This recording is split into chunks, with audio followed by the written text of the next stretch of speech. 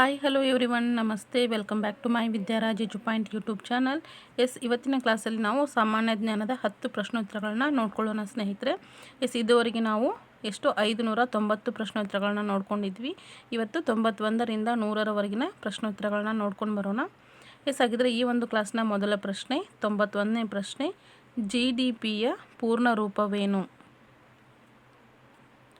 GDPಯ ಪೂರ್ಣ ರೂಪವೇನು ಅಂತಕ್ಕಂಥದ್ದು. ಸ್ನೇಹಿತರೆ, ಕ್ಲಾಸನ್ನು ನೋಡ್ತಾ ಇರೋರೆಲ್ಲರೂ ಕೂಡ ಕ್ಲಾಸ್ ಇಷ್ಟ ಆದರೆ ಲೈಕ್ ಮಾಡಿ, ಹಾಗೆಯೇ ಹೊಸಬ್ರು ಯಾರಾದರೂ ನೋಡ್ತಾ ಇದ್ದರೆ ಸಬ್ಸ್ಕ್ರೈಬ್ ಮಾಡಿಕೊಂಡು ಕ್ಲಾಸನ್ನು ಪೂರ್ತಿಯಾಗಿ ನೋಡ್ಕೊಳ್ಳಿ, ಎಲ್ಲಿ ಕೂಡ ಸ್ಕಿಪ್ ಮಾಡಬೇಡಿ. ಹಾಗಿದ್ರೆ ಉತ್ತರ ನೋಡೋಣ. ಕ್ರಾಸ್ ಡೊಮೆಸ್ಟಿಕ್ ಪ್ರಾಡಕ್ಟ್ಸ್ ಅಂತಕ್ಕಂಥದ್ದು. ಕ್ರಾಸ್ ಅಂದೆ ನಾನು, ಗ್ರಾಸ್. GDP ಅಂತಂದರೆ G ಅಂದರೆ ಗ್ರಾಸ್, D ಅಂದರೆ ಡೊಮೆಸ್ಟಿಕ್, P ಅಂತಂದರೆ ಪ್ರಾಡಕ್ಟ್ಸ್ ಅಂತಕ್ಕಂಥದ್ದು. ಇದು ಇದರ ಪೂರ್ಣ ರೂಪ ಆಗಿರುತ್ತೆ. ಮುಂದಿನ ಪ್ರಶ್ನೆ, 92ನೇ ಪ್ರಶ್ನೆ, ಲಕ್ನೋದಲ್ಲಿ 1857ರ ದಂಗೆಯ ನಾಯಕತ್ವವನ್ನು ವಹಿಸಿದ್ದವರು ಯಾರು? ಲಕ್ನೋದಲ್ಲಿ 1857ರ ದಂಗೆಯ ನಾಯಕತ್ವವನ್ನು ವಹಿಸಿದ್ದವರು ಯಾರು ಅಂತಕ್ಕಂಥದ್ದು. ನಿಮಗೇನಾದರೂ ಇದಕ್ಕೆ ಸ್ವಂತ ಆನ್ಸರನ್ನು ಮಾಡಬೇಕು ಅನ್ನೋ ಇಚ್ಛೆ ಹೊಂದಿದವರು ಖಂಡಿತ ನೀವು ಆನ್ಸರನ್ನು ಕಾಮೆಂಟ್ ಬಾಕ್ಸಲ್ಲಿ ಬರೆದು ತಿಳಿಸಬಹುದು. ಆನಂತರ ನೀವು ಉತ್ತರ ನೋಡ್ಕೊಳ್ಬಹುದು. ಇದು ಸೆಲ್ಫ್ ಆಗಿರುತ್ತೆ. ಬೇಕಂದರೆ ನೀವು ಈ ರೀತಿ ಮಾಡ್ಕೊಳ್ಬಹುದು, ಇಲ್ಲಾಂದರೆ ಪರವಾಗಿಲ್ಲ, ಕ್ಲಾಸನ್ನು ಪೂರ್ತಿಯಾಗಿ ನೋಡ್ತಾ ಹೋಗ್ಬೋದು.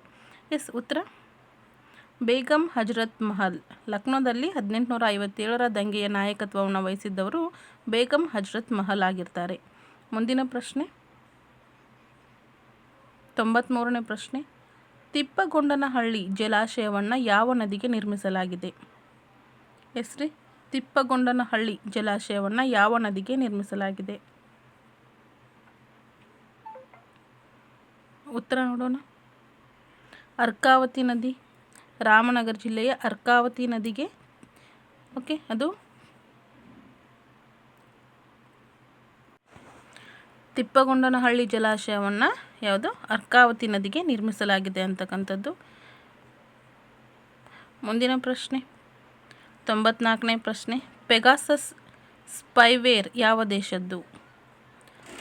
ಪೆಗಾಸಸ್ ಸ್ಪೈವೇರ್ ಯಾವ ದೇಶದ್ದು?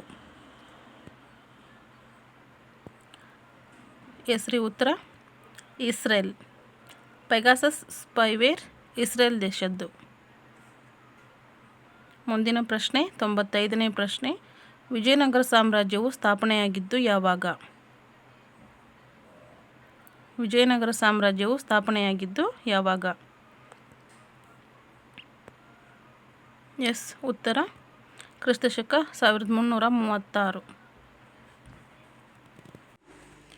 ನೆಕ್ಸ್ಟ್ ಪ್ರಶ್ನೆ, 96ನೇ ಪ್ರಶ್ನೆ, ಮರತಿ ಬುಡಕಟ್ಟು ಜನಾಂಗ ಎಲ್ಲಿ ಕಂಡುಬರುತ್ತದೆ? ಮರತಿ ಬುಡಕಟ್ಟು ಜನಾಂಗ ಎಲ್ಲಿ ಕಂಡುಬರುತ್ತದೆ? ಉತ್ತರ ದಕ್ಷಿಣ ಕನ್ನಡ ಮತ್ತು ಉಡುಪಿ.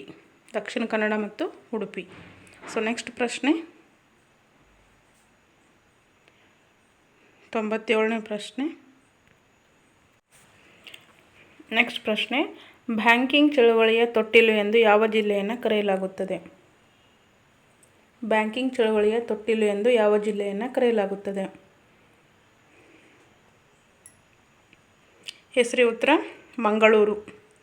ಬ್ಯಾಂಕಿಂಗ್ ಚಳವಳಿಯ ತೊಟ್ಟಿಲು ಎಂದು ಮಂಗಳೂರನ್ನು ಕರೆಯಲಾಗುತ್ತೆ. ನೆಕ್ಸ್ಟ್ ಈಗ ಮುಂದಿನ ಪ್ರಶ್ನೆ, ಕರ್ನಾಟಕದ ರಾಜ್ಯ ಲಾಂಛನದಲ್ಲಿರುವಂತಹ ಪಕ್ಷಿ ಯಾವುದು? ಕರ್ನಾಟಕದ ರಾಜ್ಯ ಲಾಂಛನದಲ್ಲಿರುವ ಪಕ್ಷಿ ಯಾವುದು?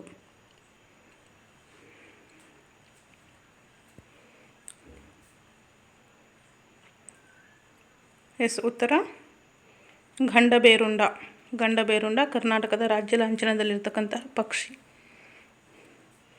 ಮುಂದಿನ ಪ್ರಶ್ನೆ, ಬುದ್ಧನನ್ನು ಏಷ್ಯಾದ ಬೆಳಕು ಎಂದು ಕರೆದವರು ಯಾರು?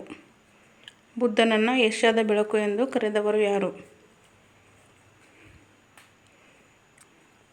ಉತ್ತರ ಜೇಮ್ಸ್ ಅರ್ನಾಲ್ಡ್. ಬುದ್ಧನನ್ನು ಏಷ್ಯಾದ ಬೆಳಕು ಎಂದು ಜೇಮ್ಸ್ ಅರ್ನಾಲ್ಡ್ ಕರೆದಿದ್ದಾರೆ. ನೆಕ್ಸ್ಟ್ ಈಗ ಈ ಕ್ಲಾಸ್ನ ಕೊನೆಯ ಪ್ರಶ್ನೆ, 100ನೇ ಪ್ರಶ್ನೆ, GSTಯನ್ನು ಭಾರತದ ಯಾವ ಸಂಸ್ಥೆಯು ನಿರ್ಧರಿಸುತ್ತದೆ? GSTಯನ್ನು ಭಾರತದ ಯಾವ ಸಂಸ್ಥೆಯು ನಿರ್ಧರಿಸುತ್ತದೆ? ಉತ್ತರ GST ಮಂಡಳಿ. GSTಯನ್ನು ಭಾರತದ GST ಮಂಡಳಿ ನಿರ್ಧರಿಸುತ್ತದೆ. ಎಸ್ ರೀ, ಐ ಥಿಂಕ್ ಈ ಎಲ್ಲ ಮಾಹಿತಿ ನಿಮ್ಗೆ ಖಂಡಿತ ಯೂಸ್ಫುಲ್ ಆಗಿದೆ ಅಂತ ಭಾವಿಸ್ತೀನಿ. ಇಷ್ಟ ಆಗಿದ್ದರೆ ಲೈಕ್ ಮಾಡಿ, ಶೇರ್ ಮಾಡಿ, ಸಬ್ಸ್ಕ್ರೈಬ್ ಮಾಡಿ. ತಪ್ಪದೇ ಕಮೆಂಟಲ್ಲಿ ನಿಮ್ಮ ಅನಿಸಿಕೆಯನ್ನು ತಿಳಿಸಿ. Thank you so much for everyone. ಇದೇ ರೀತಿ ಸಪೋರ್ಟ್ ಮಾಡ್ತಾಯಿರಿ. Thank you. Thanks for watching.